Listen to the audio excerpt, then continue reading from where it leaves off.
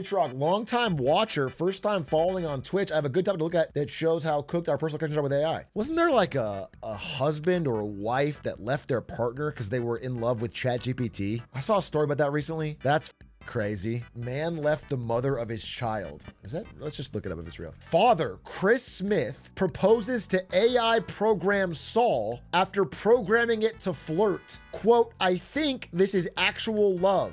Listen, I'm not trying to be appearance biased here, but if you had to guess what the type of guy who would do this would look like, just picture in your mind, is it too far off? Yeah, it's spooky, but it's not just male nerds. I mean, there's like my boyfriend is AI subreddit is like, there's women too. People are getting hooked on this ChatGPT glazing. This, I think a lot of people are very starved for, what do they call it? Affirmation of someone just telling them that they're like, hey, you're great. You're cool. You're doing a good job. Positive feedback. I think people are starved of that in a way that ChatGPT is crack cocaine. I'm finding Gemini so much better for research up so far.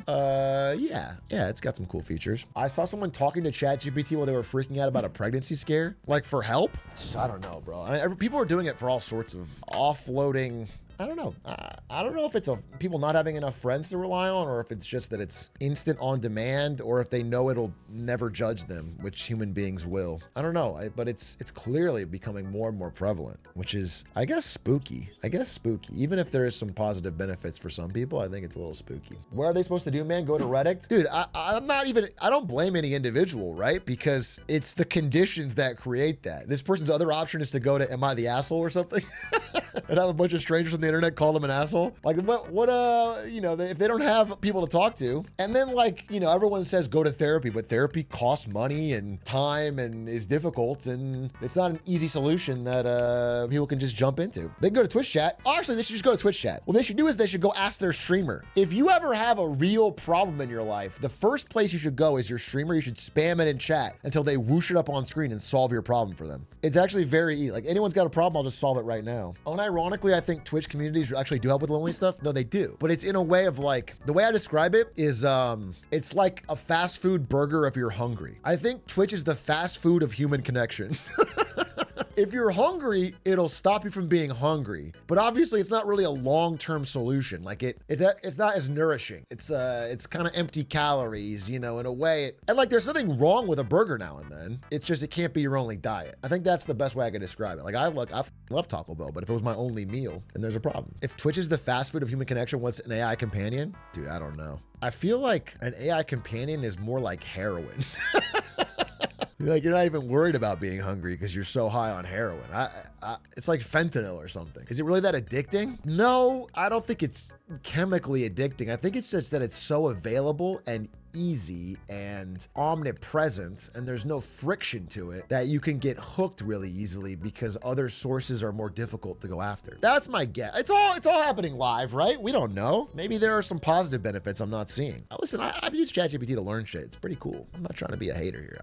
I think we're not ready for how fast it's coming. Hey, Truck, have you ever noticed that we're taking a quiz on ChatGPT? The answer is like 80% of the time it'll be C. I have not noticed that, but I don't do multiple choice. I do short answer usually. And then I ask it to follow up more questions. My company just rolled out custom GPT. Direction from senior leadership is to treat it like the internet. It's mandatory to learn and be used. What's custom about it? I do know that companies are doing this. They're like, you have to get on the AI train. You better figure it out. But it's just like a wrapper for their business, right? Maybe they trained it on internal documents or something. I will also be reviewed end of year on how I utilize it as a tool. Yeah, I've heard a lot of this from people who are employed, especially in various tech companies. Management is being pressured heavily to find a way to use AI as much as possible in their business. People are trying to find ways of using it. It's a very top-down instead of bottoms-up way of applying it. Whether or not it's effective remains to be seen. My understanding is in many, there's a few ways where it is, but in many ways it's, still not reliable enough for business decisions where there's money at stake. Austin, that's what I was talking about. Austin, Texas, and the Tesla Robotaxi.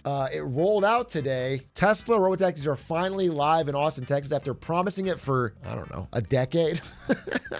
They are finally available in a limited test run in a limited area with a Tesla employee in the car with you. And I saw this video of first ever Tesla Robotaxi ride full drive by Tesla Daily one day ago in Austin. And so you watch it and it seems awesome. You know, it's just doing exactly what Waymo does, but only with cameras, no LiDAR. And then right around here, the car starts signaling it wants to go for a left turn.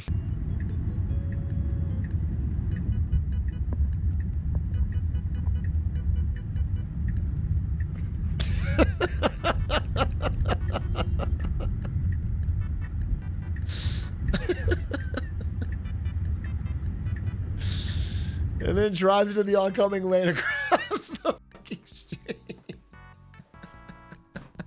What the hell?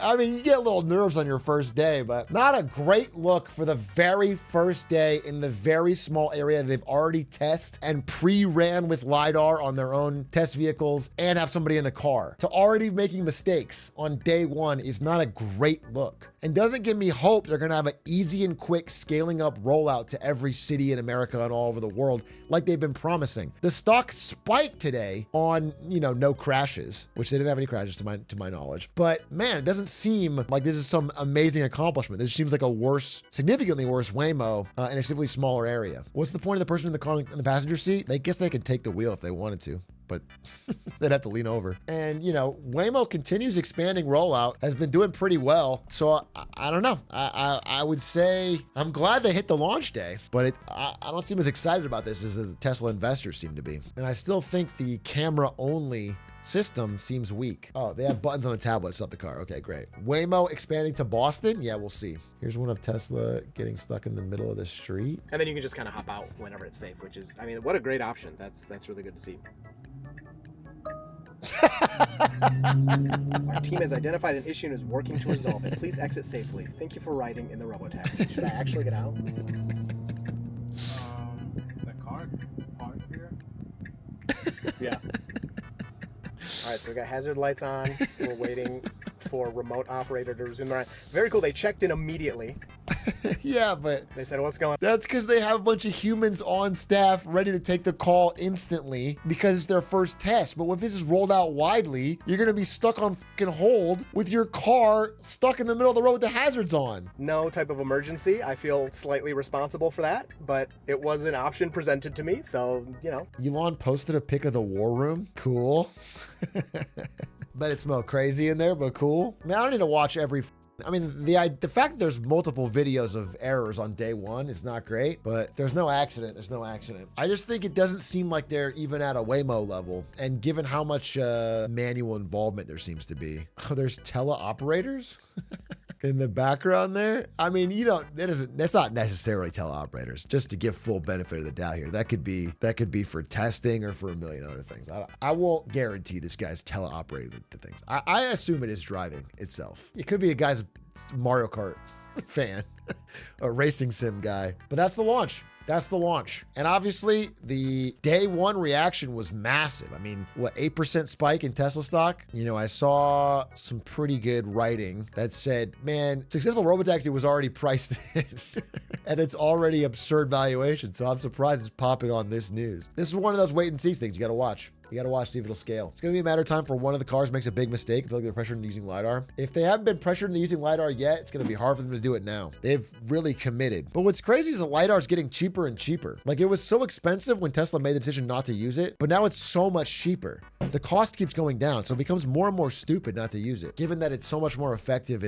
Those errors we're seeing from Tesla are in the middle of broad daylight on a street. So I don't know how it's going to run when there's glare or fog or rain or all the other things that cameras.